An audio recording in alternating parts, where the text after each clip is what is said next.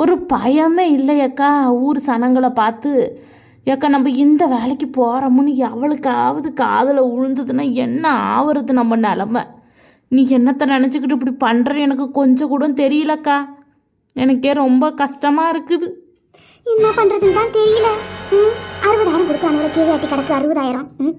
என்னமோ நம்மளும் ஆசைப்பட்டு தான் வேலையில் போயிட்டோம்.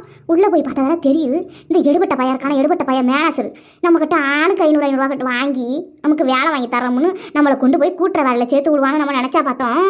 என்ன பண்ணுறது, ஏதோ வந்த வரைக்கும் எதுவும் இல்லாமல் ஐடி கம்பெனியில் எவட்டி வேலை கொடுக்குறோம் நம்ம முகர கட்டை விழுக்கலாம்.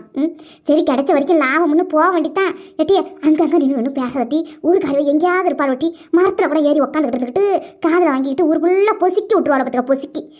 எங்கே பார்த்தாலும் நின்று கேட்டுக்கிட்டே இருக்காதீங்க. என்னத்தை செய்ய சொல்கிற, போனோம் தான் வந்தோம் தான் என்ன பண்ணுறது.